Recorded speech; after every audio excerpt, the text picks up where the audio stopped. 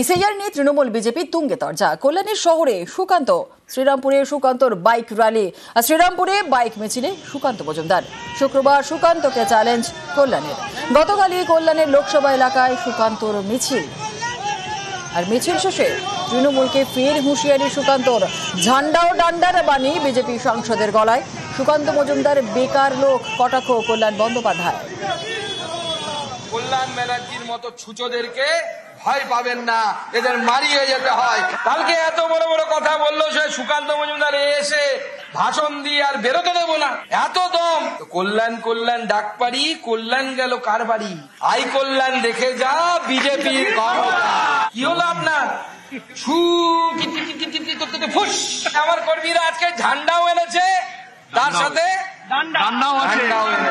Vote কি আর দিয়ে গেলাম, এই ঝান্ডা আর ডান্ডার বাণী তৃণমূলকে শোনাতে হবে। পুলিশ যদি নিরপেক্ষ হয়ে যায় 15 মিনিট লাগবে না, পশ্চিমবঙ্গের সব তৃণমূল কংগ্রেস কার্যালয় বন্ধ হয়ে যাবে। তাহলে কল্যাণ দা এরপরে যদি খেলতে ডাকে, আমি শ্রীরামপুরের কর্মীদেরকে বলে দিচ্ছি ভালো করে খেলবে।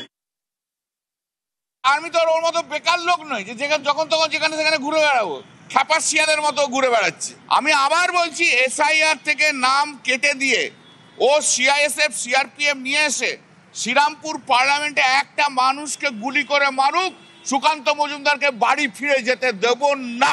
ওর বাবা নরেন্দ্র মোদী পারবে না ওকে বাড়ি ফিরে নিয়ে যেতে। হঠাৎ করে চলে গেছে, তুই নোটিশ দিয়ে দিতে পারছিস, আমিও চলে যেতাম, দেখতাম ওকে। ও তো সেই হিম্মত হয়নি। ছুঁচো মেরে হাত গন্ধ করবো কেন আজকে? সুকান্ত তুই আয়, ডান্ডা দিয়ে মারবি আয়, আমি তোকে ডান্ডা কোথায় পড়তে হয় দেখিয়ে দেবো। মোদী যতদিন আছে ততদিন এগুলো রয়েছে। মোদী না থাকলে কুকুর বিড়ালে সুকান্তদের টেনে নিয়ে তুলে চলে যাবে। দার্জিলিং এর সংসদের কনভয়ে হামলা। কনভয়ের 4 নম্বর গাড়িতে ঢিল ছোড়ার অভিযোগ। সুখিয়া পোখরিতে আক্রান্ত রাজু বিস্তার কনভয়। ধস ক্ষতিগ্রস্তদের সঙ্গে দেখা করে ফেরার পথেই হামলা। জোড়াবাংলো থানায় অভিযোগ দায়ের সাংসদের। पहाड़ में जो ऐसे तत्व हैं जो ये सोच लेते हैं कि हम किसी को पत्थर मार के भगा देंगे, मुझे लगता है उनको गलत फहमी में नहीं रहना चाहिए। और अगर कुछ लोग ऐसे हैं जो आज भी हिंसा की राजनीति में विश्वास रखते हैं, तो फिर हम भी तैयार हैं। 10-12 दिन पहले किस तरह से सांसद के ऊपर हमला हुआ, लेकिन हम डरने वाले में से नहीं हैं, डट के मुकाबला। পাহাড়ে কেন্দ্রের মধ্যস্থতাকারী নিয়োগে আপত্তি। প্রধানমন্ত্রীকে চিঠি মুখ্যমন্ত্রীর। প্রাক্তন ডেপুটি এনএসএ কে মধ্যস্থতাকারী নিয়োগ কেন্দ্রের। পঙ্কজ কুমার সিং এর নিয়োগে আপত্তি জানিয়েই চিঠি। রাজ্যের সঙ্গে কথা না বলে একতরফা সিদ্ধান্ত কেন?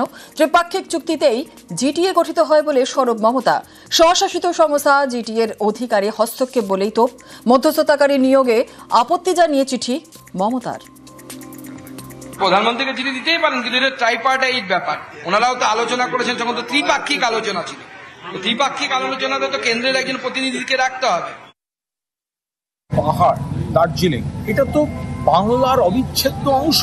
আজকে পাহাড় আর ডুয়ার্স পুরোদস্তুর শান্ত, পর্যটকরা যাচ্ছেন, অর্থনৈতিক উন্নতি হচ্ছে, পাহাড় আবার হাসছে। তো সেখানে কেন কেন্দ্রীয় সরকার নাক গলাতে যাচ্ছে? যেগুলো কেন্দ্রের করার কথা, বাংলার 100 দিনের কাজের টাকা দেওয়ার কথা, আবাসের টাকা দেওয়ার কথা, প্রাকৃতিক দুর্যোগে টাকা দেওয়ার কথা, বকেয়া দেওয়ার কথা, সেগুলো তারা দিচ্ছেন না। রাজস্থানে ব্যবসায়ীকে খুন করে ভিন রাজ্যে গা ঢাকা। ইন্দোর থেকে এক দুষ্কৃতীকে গ্রেপ্তার করল পুলিশ। আর এই খুনের মামলাতে বৃহস্পতিবার রাতে 3 জনকে গ্রেপ্তার করে কলকাতা পুলিশ। সল্টলেকের একটি আবাসনে ঢুকে পড়েছিল এক খুনি।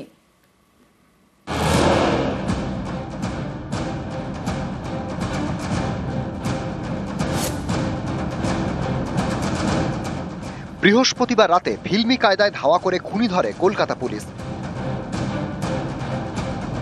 রাজস্থানে এক ব্যবসায়ীকে খুন করে কলকাতায় গা ঢাকা দিয়েছিল এই খুনিরা। এই ঘটনায় আরও এক দুষ্কৃতী গ্রেপ্তার হলো মধ্যপ্রদেশের ইন্দোর থেকে। শনিবার ইন্দোর রেল স্টেশন থেকে গ্রেপ্তার sharp shooter Zuber Ahmed. Local police plus ডিডিকে বলা হয়েছিল, ওরা 2 জনকে প্রথম ধরে, অ্যান্ড একজন একটু দূরে ছিল, ও প্রথমে পালিয়ে যায়, পরে ওকে ধরা হয়েছে। এটা খুব টাইমলি, মানে আমার কাছে ইনফরমেশন 7:30-8 এইরকম টাইমে এসছে, অ্যান্ড উইদিন 1 ঘন্টার মধ্যেই ধরা পড়ে গেছে। তো সাকসেসফুল অপারেশন হয়েছে। এই ঘটনায় 3 খুনিকে বৃহস্পতিবার রাতে গ্রেপ্তার করে কলকাতা পুলিশ। রাজস্থানে খুন করে একাধিক রাজ্য ঘুরে তারা গা ঢাকা দিয়েছিল কলকাতায়। খুনের পরই রাজস্থান ছাড়ে দুষ্কৃতীরা। প্রথমে যায় উত্তরপ্রদেশ, সেখান থেকে অন্ধ্রপ্রদেশ, তারপর কেরল থেকে আবার উত্তরপ্রদেশে, উত্তরপ্রদেশ থেকে তামিলনাড়ুর উটি থেকে কলকাতায়। 15 অক্টোবর কলকাতায় আসে খুনিরা। একাধিক রাজ্য ঘুরে আসার ফলে টাকা পয়সা ফুরিয়ে আসছিল তাদের কাছে। সস্তায় থাকার জায়গা খুঁজছিল রাজস্থানের এই দুষ্কৃতীরা। শিয়ালদা এলাকায় ঘোরাঘুরি করার পর বৃহস্পতিবার তারা পৌঁছয় ফুলবাগানে। ওই রাতে ফুলবাগানে হানা দেয় কলকাতা পুলিশ। দুজনকে ফুলবাগান থেকে গ্রেপ্তার করে। একজন সল্টলেক স্টেডিয়ামের কাছে একটি আবাসনে ঢুকে পড়ে। ফিল্মি কায়দায় এই দুষ্কৃতীকে ধাওয়া করে পুলিশ। পুলিশের তাড়া খেয়ে দুষ্কৃতী দরজা ভেঙে ছাদে উঠে যায়। সেখান থেকে লাফ দিয়ে অন্য ছাদ থেকে লাফিয়ে কার্নিশে, সেখান থেকে লাফিয়ে পালানোর চেষ্টা। যদিও তাতে শেষ রক্ষা হয়নি, খুনিকে ধরে ফেলে পুলিশ। নিউজ 18 বাংলা।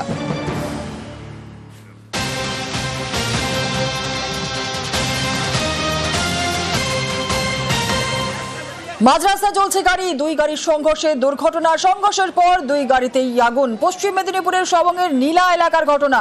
যে ছবি আপনাদের দেখাচ্ছি, মাঝ রাস্তায় চলছে গাড়ি, 2 গাড়ির সংঘর্ষের দুর্ঘটনা। সংঘর্ষের পর 2 গাড়িতেই আগুন।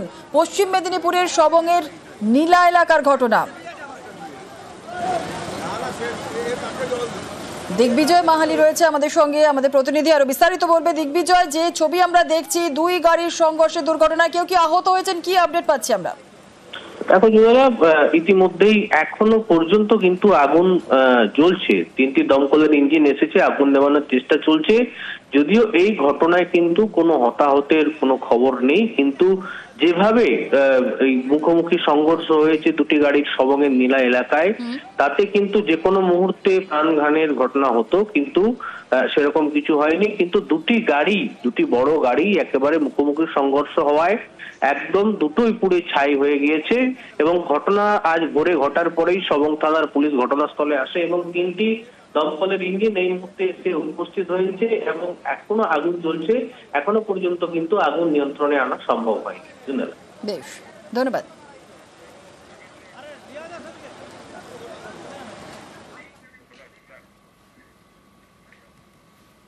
চিকিৎসকের মৃত্যুতে রহস্য। তমলুকের নার্সিং হোম থেকে বাড়ি ফিরে অসুস্থ হয়ে পড়েন অ্যানেস্থেসিস্ট শালিনী দাস। পরিবারের দাবি, তার ডান হাতে চ্যানেল করা ছিল, মাটিতে পড়ে যাওয়ায় সেখান থেকে রক্ত বের হচ্ছিল।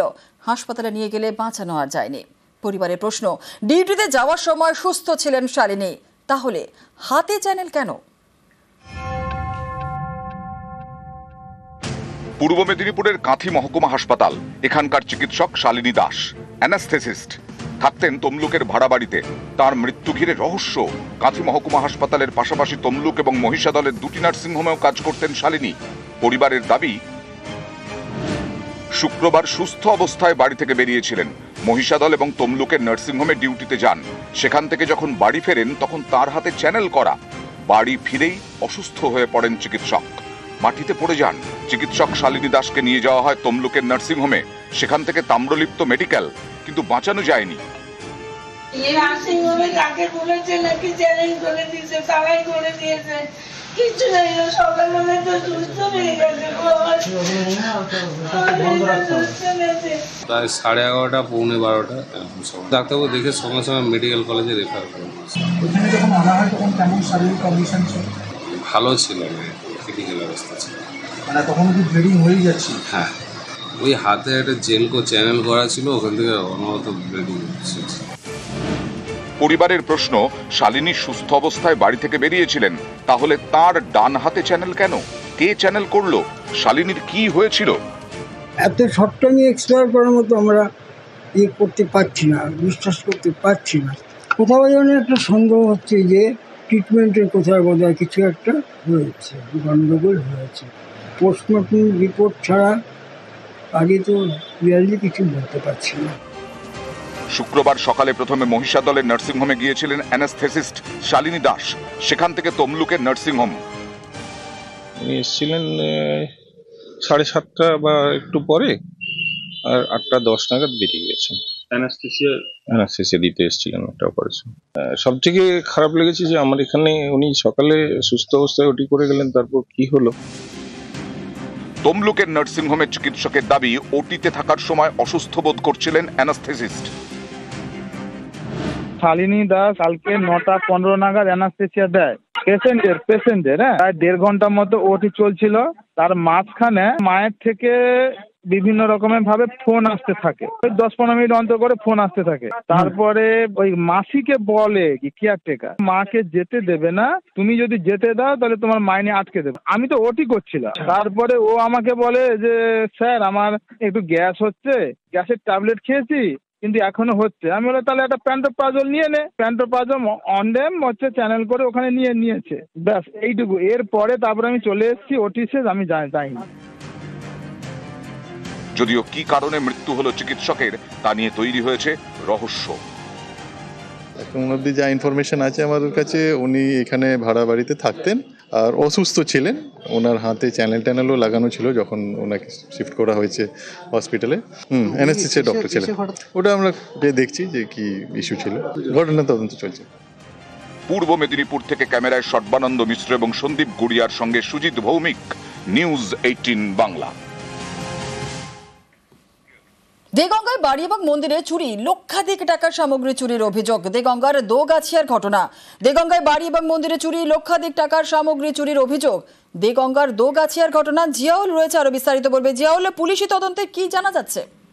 দেখো, দেগঙ্গার দোগাছিয়া বেলিয়াঘাটা দোগাছিয়া এলাকায় একটি বাড়ি এবং মন্দিরে পরপর চুরির ঘটনা ঘটে এবং বাড়ি এবং মন্দির অর্থাৎ মন্দিরে প্রণামের বাক্স থেকে মায়ের একাধিক গহনা সেখান থেকে চুরি যায় এবং একটি পাশে একটি বাড়ি, সেখান থেকে প্রায় 1,05,000 টাকার গহনা, এখনো পর্যন্ত যেটা বাড়ির কর্তা জানাচ্ছেন যে প্রায় 5 লক্ষ টাকার গহনা কিন্তু চুরি হয়েছে, বাড়িতে ছিল। ফলে যেভাবে চুরির ঘটনা ঘটছে তা আতঙ্কের মধ্যে রয়েছে। ইতিমধ্যে দেগঙ্গা থানায় অভিযোগ দায়ের পরে দেগঙ্গা থানা পুলিশ তদন্ত শুরু করেছে, কিন্তু যেভাবে চুরির ঘটনা ঘটছে ফলে একের পর এক বাড়ি এবং মন্দিরে চুরির ঘটনা ইতিমধ্যে দেগঙ্গা থানা পুলিশ তদন্ত শুরু করেছে এবং যারা একাধিক যে সিসিটিভি সেগুলো কিন্তু নজর রাখা হচ্ছে যে কারা এই রাস্তা দিয়ে বা কারা এই চুরির ঘটনা ঘটিয়েছে। ইতিমধ্যেই পুলিশ তদন্ত শুরু করেছে।